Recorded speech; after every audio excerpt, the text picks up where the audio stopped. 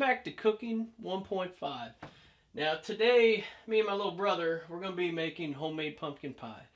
The easy version. We're not going to get too complicated today. You know, it's only the second video. I know you're not ready for it. So we're going to do what I call easy pumpkin pie today.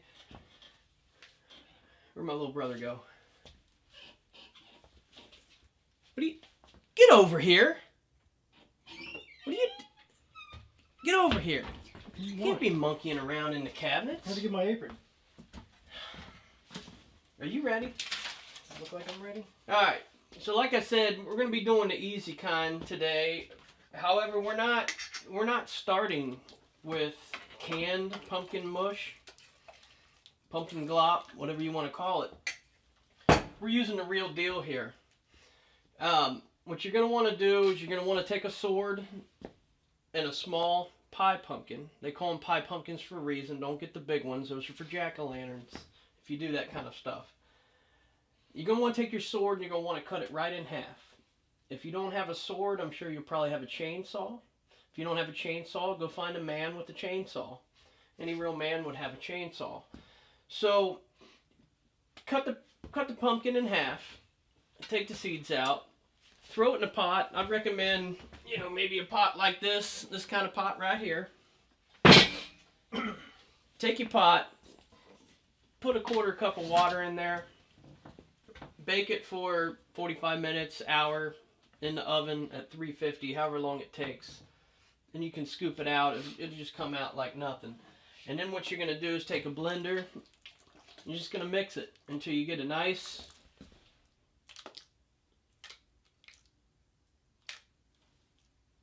should sound like that. If it doesn't sound like that, you messed it up. Alright, so now that we've talked about that, we're going to get a bowl here. We want to get started. So one of the things we're going to do, get our ingredients here. Let's start, what do you want to start with here? Alright, 1 stick of butter, unsalted. Now sometimes people, you know, do you get the regular butter? Do you go for the European style? For this recipe, it doesn't really matter. If you want to use it for this recipe, fine. Put your butter in there. Don't get any on you. It's greasy stuff. Alright. 4 eggs. Farm fresh eggs. Start with some that are room temperature. Go ahead, get them eggs in there. We'll crack them open, obviously. Let me get you a little something out of here.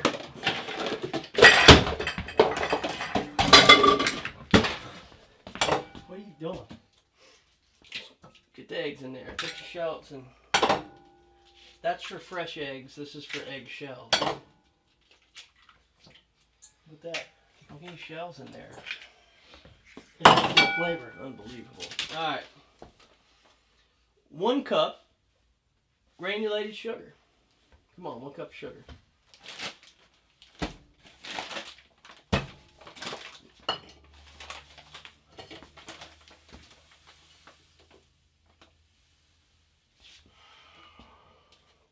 Take your time.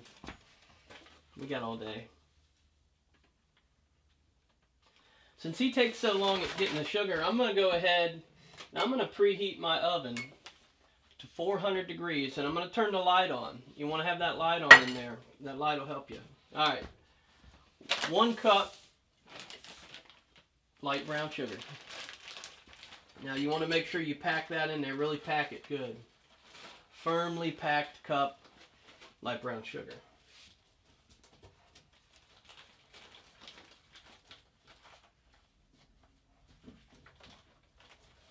What are you doing? You said firmly packed.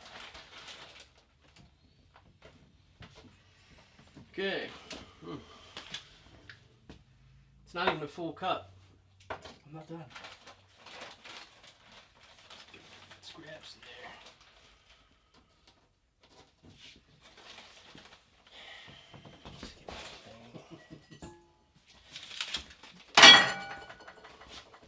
there. Alright.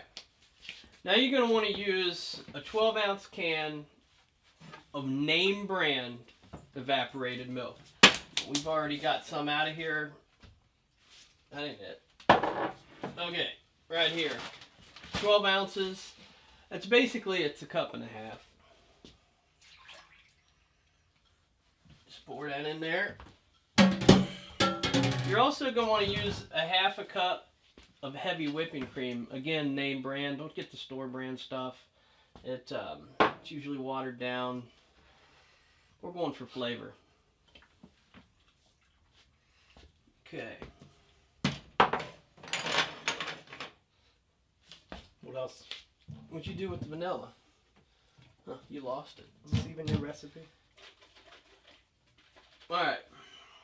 Now we need 4 teaspoons of name brand vanilla extract. Don't get the imitation. You're not going to have the kind of flavor you're looking for. Come on, teaspoon. You ought to be able to tell by the size. You do it. You're the one supposed to be learning how to do this. Say 4.5? 4. One. 2, a little extra. Yeah. A little extra don't hurt, but recipe calls for 4, which is already the adequate amount to get the flavor you're looking for. Yeah. Rinse that thing off a little bit. Clean it on your apron. Now. Alright. Let's put our cinnamon in there. Let's do some cinnamon. Name brand cinnamon. I'm using Saigon cinnamon. Saigon cinnamon is best cinnamon for this recipe. Get out of my way. Oh, you got this? Alright. What we're going to do here, that's 1, 2, 3, 4. What are you laughing at? Just dumped. Alright. I think you did about 5. We got 1 teaspoon of nutmeg now. Now, once again, we want... Use mixture cinnamon. we want 1 teaspoon name brand nutmeg.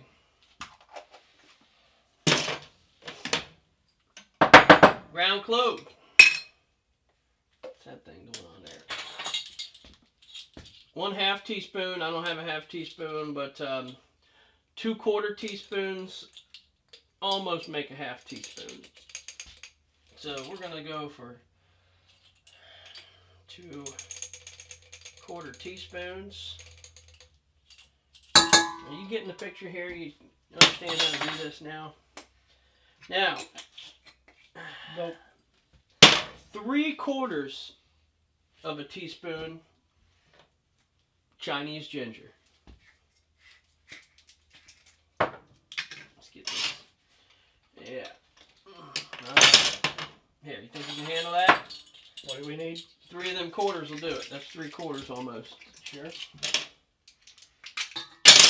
Okay. Yeah.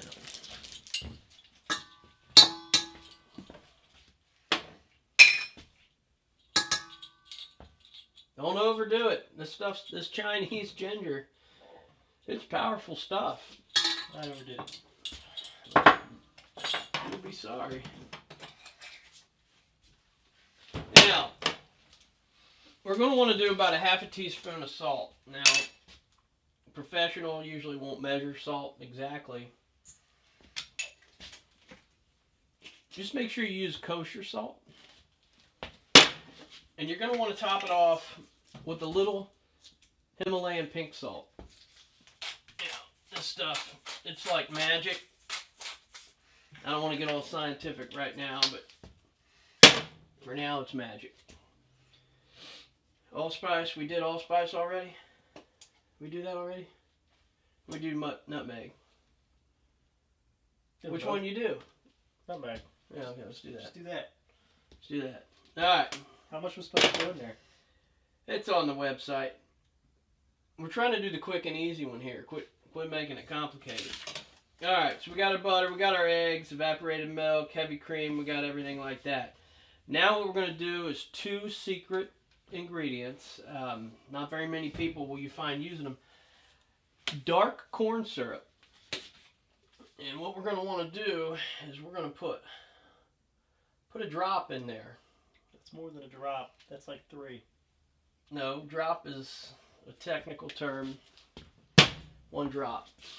What else we need? Now, you're also going to get some rainforest honey. You're going to put a squirt in there. That's like 2 drops. No, it's a squirt. Alright, then you're going to want to get Old Reliable. Got Old Reliable over here. That thing's still running after the last video. Plug that thing in here. Alright, get mixing it. Let's go. No, it's gonna speed set. Get mixing that up a little bit. We're also, what do you do with the cup? We're gonna need to add our pumpkin goop. So what I'm gonna do, I'm gonna take the pumpkin goop, 1 heaping cup, down my way.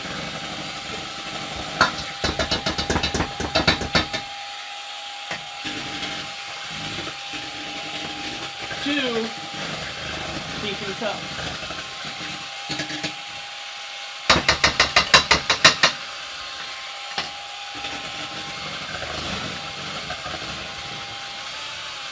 Yeah, mix that all around in there.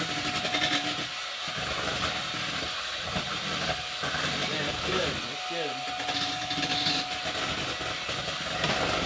Alright. Now we're going to go ahead and put a 3rd heaping cup. Alright.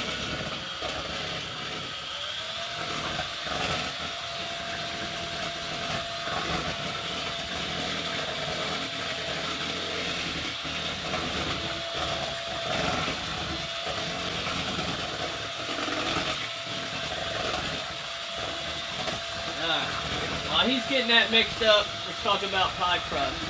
Now, I'm going to be releasing a recipe to the public on my homemade pie crust, and you're going to want to use that. But since we're doing quick and easy pumpkin pie right now, we're going to go ahead and use some that I've already made up here. We're going to want to take a fork. We're going to want to press the sides so the crust don't bubble up on it. And also the bottom.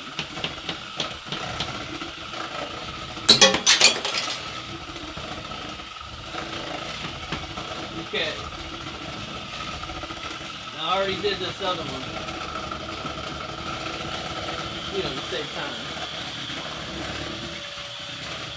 About done over here? Oh, it's good. Alright. Now, these tend to be a little... What are you doing? Get that in there. You're going to splash it all over the place.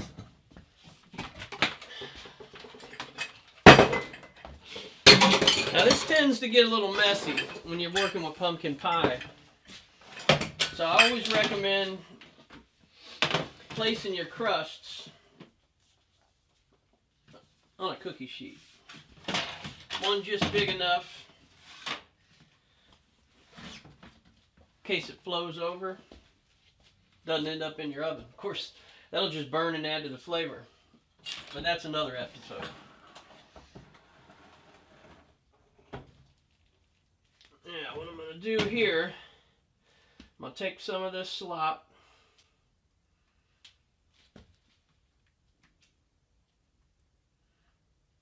and I'm going to fill these pie crusts. But you want to fill them all the way to the top, as close as you can go. You'll notice when you get those cheap pumpkin pies from the store, they don't fill them all the way to the top. We want to fill them pretty close. Not so close it overflows. But don't cheat yourself. Now you're going to have a little left over depending on how how big your pies are.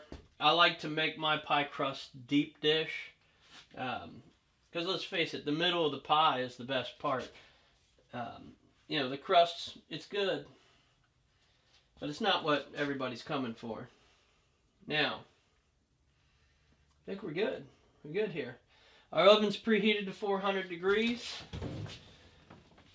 So I'm going to carefully put, whoa, carefully, should have had you do this. I'm good. I'm going to put them pies in there for 20 minutes. After 20 minutes, we're turning the oven down to 350. So we'll set our timer here. 20 minutes, that's 2-0. And like I said, when that timer goes off, turn the oven down to 350. And then you're going to cook for another 30 to 40 minutes. Depending on your oven, depending on how deep the pies are, you're going to be talking 50 minutes to an hour. So we're going to come back. He's going to clean this kitchen up. And we're going to come back and check on these pies. Okay, now we're back. It's been almost 20 minutes now. There you go. 20 minutes. So now I'm going to turn this timer off. And I'm going to set my temperature down to 350 now.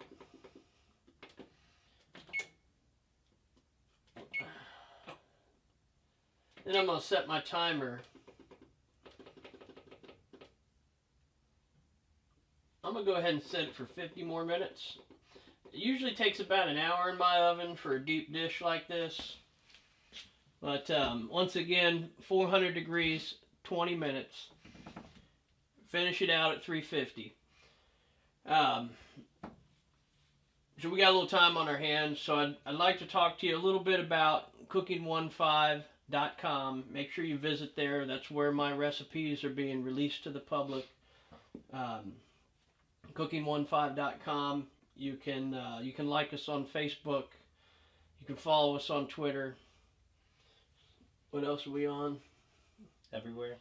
Pretty much everywhere. What's that picture one? Pinterest. We're on Pinterest. Get on Pinterest. You get our recipes on there. And then our videos are on YouTube. YouTube videos. So if you don't know about YouTube, well, actually, you're probably already watching us there, aren't you? So, unless you haven't seen this video yet. If you haven't seen this video yet, head on over to YouTube, Cooking 1.5, whatever. Check us out. Be sure to like us, subscribe, do all that stuff. Get down there in the comments.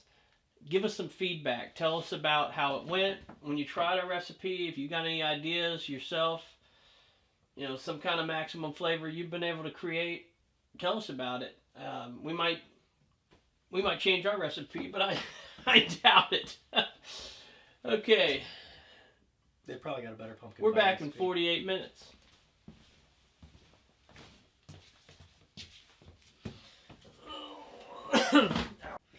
All right. So the pie came out of the oven. Got it cooled. We got it topped with whipped cream here. And, you know, this is a light and fluffy, easy to make version. Pretty good. You can make this too.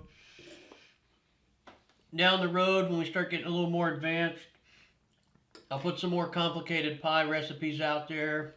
Some dense pies. Some really heavy pies. For right now, light and fluffy is the way to go. Quick and easy. You want to put a lot of whipped cream on top. You want a little whipped cream in every bite. Could have done with ice cream. No, whipped cream on pie. Pumpkin pie. This ain't apple pie. So there you have it. Follow us on Twitter. Like us on Facebook. Visit cooking15.com. I'm going to be releasing my videos. All my recipes They're all going public. We're going to preserve them for future generations. And my little brother here, he's going to learn the special cooking techniques to release maximum flavor. So get on there, cooking15.com.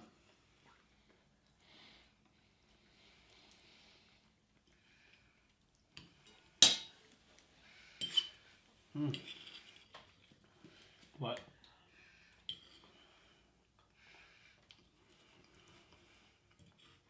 Eat your pie.